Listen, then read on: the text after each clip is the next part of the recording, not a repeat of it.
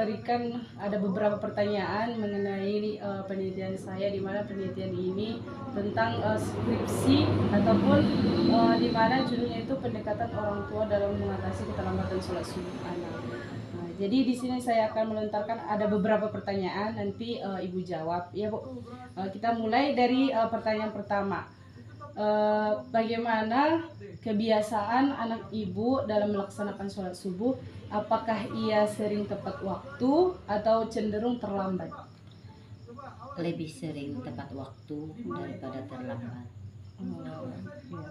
Oke, pertanyaan selanjutnya Ibu. Apa saja sih faktor yang menurut Ibu yang menyebabkan anak sulit bangun untuk sholat subuh? Kalau dari segi kebiasaannya, kalau terlambatnya tidak pernah terlambat, cuman malah semakin cepat kalau diberikan, misalnya diberikan main gitu, ada dijanjikan tentang hadiah, maka dia lebih cepat bangunnya. Berarti kalau masalah penyebabnya berarti bisa dikatakan nggak ada gitu? Tidak ada. Berarti kalau sepertinya contohnya kalau dia ingin cepat bangun, dia bilang, "Mak, jam segini bangunkan ya," gitu. Iya. Sebelum tidur. Sebelum tidur dia sudah berpesan kalau memang dia untuk sholat tepat waktu atau di awal waktu. Kalau jurinya biasanya paling lama untuk bangun tidur jam berapa, Bu? Paling lama setengah 10 atau 9.30. Berarti bisa bilang cepat. Ya, selanjutnya Bu, apa yang biasanya Ibu lakukan untuk membangunkan anak saat waktu sholat subuh? Memanggil namanya, membangunkannya dengan memanggil nama. Biasanya kalau itu kita panggil sekali langsung bangun atau masih susah dibangunin, Bu? Biasanya cepat. Biasanya cepat. Berarti nggak susah dibangun nih kan, Bu? Iya, nggak apa-apa.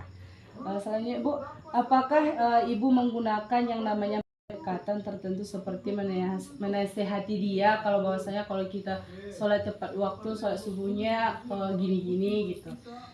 Sering disampaikan kalau soal nasihat terhadapnya, karena dimanapun kita harus memotivasinya agar dia terbiasa untuk melakukan sholat subuh tersebut.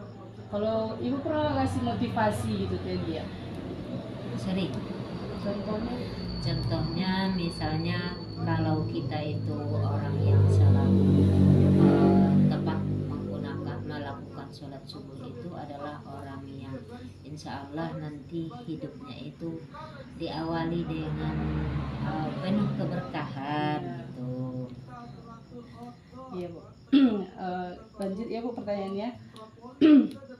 Apakah dengan pendekatan yang biasa Ibu lakukan itu berhasil, dan apakah ada yang namanya perubahan sama si Zuhri gitu? Ada perubahan, apalagi kalau nanti kalau orang yang tidak sholat subuh itu pasti hidupnya akan menderita.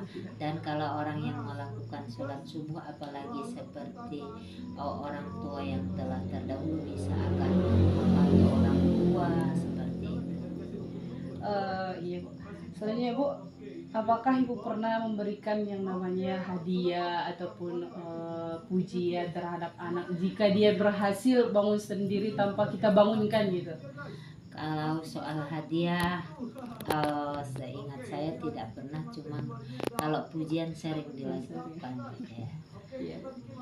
Selanjutnya Bu, adakah dukungan dari yang namanya lingkungan seperti kawannya, entah dari guru-guru dia sekolah atau guru-guru dia ngaji, yang bisa membangun kebiasaan sholat subuhnya itu? Ada, sangat mendukung dengan apalagi kalau gurunya menanyakan setiap pagi itu apakah sholat subuh atau tidak. Dan kemudian kalau teman-temannya itu sebelum mereka di waktu malam mereka berjanji agar melakukan sholat subuh berjamaah, jadi mendukung agar dia cepat bangun. Berarti lingkungan juga ada dukungan terhadap anak. Pertanyaan yang selanjutnya untuk yang terakhir kan Bu, apa harapan Ibu terhadap Zuhri terkait ibadah sholat subuh di masa depannya?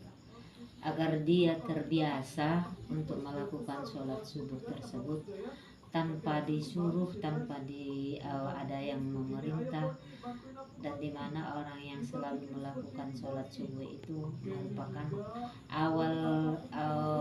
mengawali aktivitasnya untuk hari-hari depannya nanti. Iya, dan mudah-mudahan juga enggak di sholat subuhnya aja, tapi Iya. sholat 5 waktunya juga.